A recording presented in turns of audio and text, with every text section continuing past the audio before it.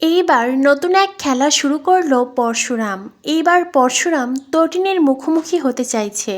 বন্ধুরা, পরশুরাম ধারাবাহিকের আজকের পর্বে দেখানো হয়েছে কর্ণ চ্যাটার্জি আরাধ্যাকে বলে, তোমার কথার সুরে আমি তটিনীর সুর খুঁজে পাচ্ছি। একটা সময় লহরীও এই সুরে কথা বলতো। আরাধ্যা তখন কর্ণ চ্যাটার্জিকে বলে, বলবেই তো, কারণ তটিনী গাঙ্গুলি আমারই দিদি, আমাদের শরীরে একই রক্ত বইছে। আর আমার শাশুড়ি মাও আমাদের মতনই ছিলেন, আমাদের মতনই প্রতিবাদী ছিলেন।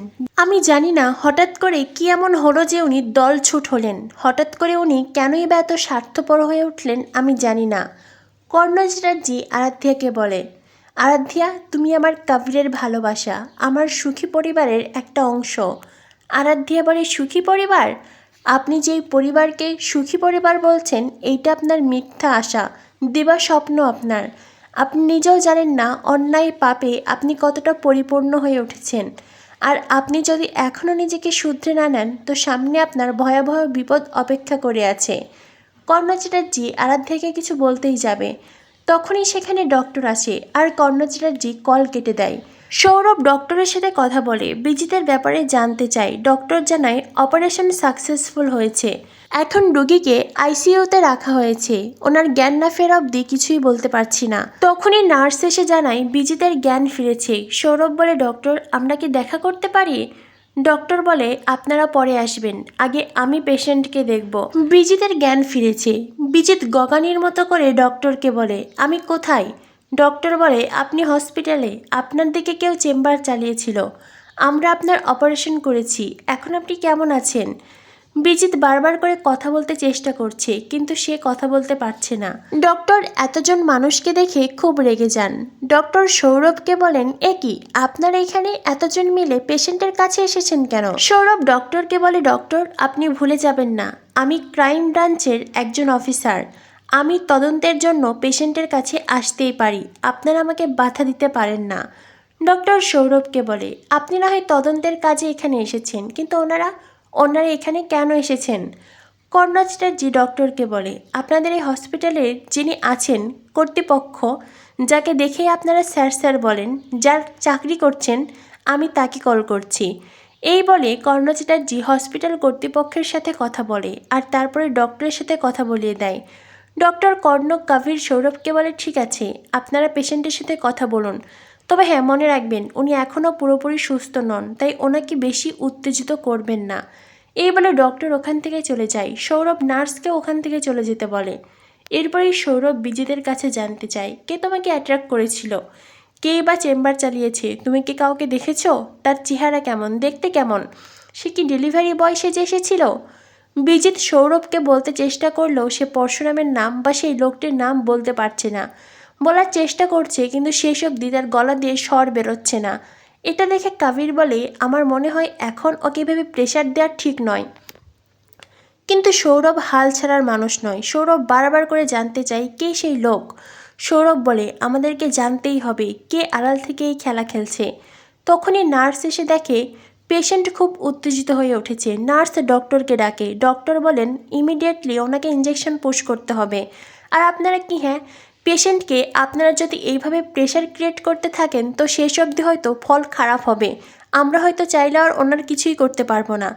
এটা শুনে সৌরভ কর্ণ চ্যাটার্জি ওখান থেকে বেরিয়ে যায় আর সৌরভ যাওয়ার আগে অতনুকে আইসিইউ রুমের গেটে দাঁড়িয়ে থাকতে বলে। সৌরভ অতনুকে বলে, পেশেন্টের জ্ঞান ফেরার সাথে সাথেই আমাকে ইনফর্ম করবে। অতনু বলে, ঠিক আছে। এদিকে মায়াও এত সময় আড়ালে লুকিয়ে সব কিছুই দেখছিল। বিচিত্রে শেষ অবধি পরশুরামের নাম বলতে পারেনি সেটাও জেনে ফেলেছে মায়া। এদিকে দেখানো হয় সত্যজিৎ মুখার্জি তার ঘরে মন খারাপ করে বসে আছে। অতীতে সে অনেক ভুল কাজ করেছে, তাই আজ তিনি তার কৃতকর্মের জন্য লজ্জিত। সেই সাথে আয়ুষী, তটিনী এদেরকে নিয়ে চিন্তিত। তটিনীর মা এসে বলে, কি হয়েছে তোমার? সত্যজিৎ মুখার্জি বলে, নিজেকে ক্ষমা করতে পারছি না, নিজেকে কিছুতেই ক্ষমা করতে পারছি না দীপালি। তটিনীর মা বলে, তুমি তো এখন আর আগের মতো নেই, তুমি তো পাল্টে গেছো। তবে সত্যজিৎ মুখার্জি বলে, এখন হয়তো আমি পাল্টে গেছি, কিন্তু সারাটা জীবন আমি অনেক অন্যায় করেছি, অপরাধ করেছি। টাকাকে সবসময় বড় করে দেখেছি, টাকা ক্ষমতার লোভে যা ইচ্ছে তাই করেছি, সম্পর্ককে দাম দেইনি। আর এখন যখন নিজেকে বুঝতে পেরেছি তখন আমার খুব খারাপ লাগছে। তবে জিৎ এখনও নিজের ভুল বুঝতে পারছে না। জিৎ জানতো আয়েশিকে বিজিত আটকে রেখেছে, তার নিজের মেয়ে বন্দি আছে, তবুও জিৎ নিশ্চিন্তে থেকেছে।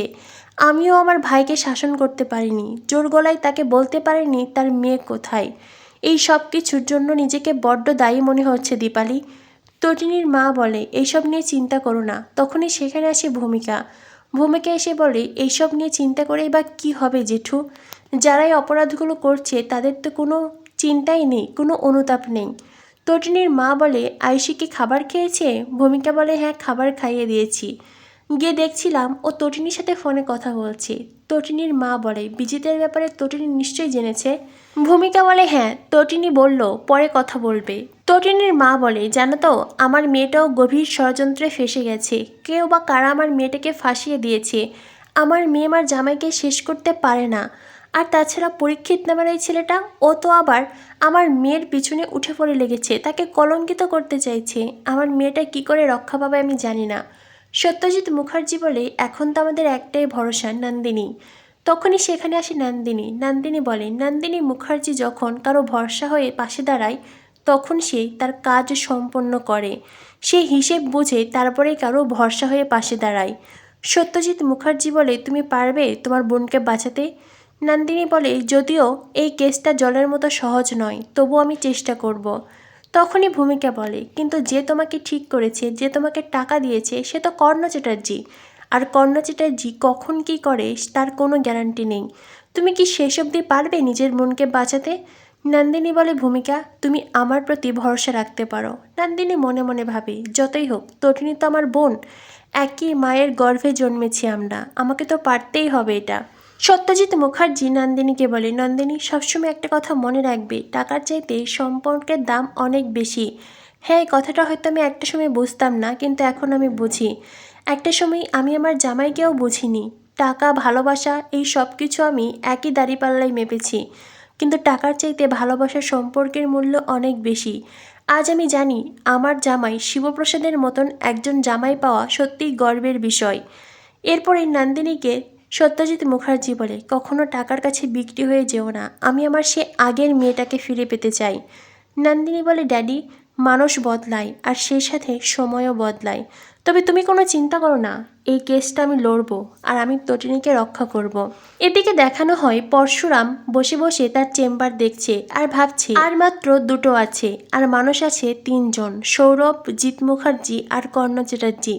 শীতল তখন এসে পরশুরামকে বলে কোথায় গিয়েছিলে তুমি? পরশুরাম বলে বিজিতকে শ্যুট করেছি। শীতল বলে হোয়াট, বিজিত কি বেঁচে আছে? পরশুরাম বলে এমনভাবে করেছি যন্ত্রণায় ছটফট করবে কিন্তু প্রাণে বেঁচে থাকবে। এটা শুনে শীতল বলে তুমি এই অবস্থায় সামনে গিয়েছিলে? পরশুরাম বলে পরশুরাম এত কাঁচা প্লেয়ার নয়। এরপরেই শীতল জানায় আমি শিখিনি, তোমার শিকিনি হয়ে থাকতে চাই পরশুরাম। সামনেই তটিনী গাঙ্গুলির কোর্টে ডেট আছে, আর সেদিনই তটিনী গাঙ্গুলি অপরাধী, ক্রিমিনাল প্রমাণ হবে।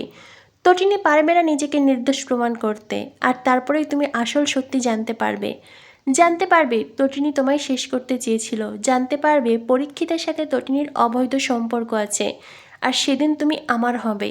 শীতলের কথা শুনে পরশুরাম খুব রেগে যায় আর শীতলকে চট দিতে হাত তোলে। শীতল বলে ভুলে যেও না আমি তোমায় প্রাণে বাঁচিয়েছি। পরশুরাম বলে সেজন্য আমি তোমার প্রতি কৃতজ্ঞ, এর বেশি আমার কাছে কিছু প্রত্যাশা করবে না।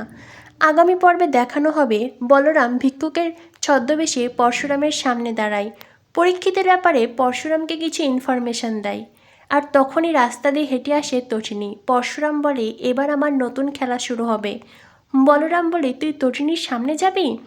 পরশুরাম বলে হ্যাঁ বন্ধু, এবারই তো জমবে আসল খেলা। আগামী পর্বে আরও দেখানো হবে লাট্টু পিকুর কাছে অনেক উপহার নিয়ে আসে পরশুরাম। তো বন্ধুরা, কী হতে চলেছে পরশুরাম ধারাবাহিকের পরবর্তী আপডেট পেতে আমাদের সাথেই থেকো। ধন্যবাদ সবাইকে।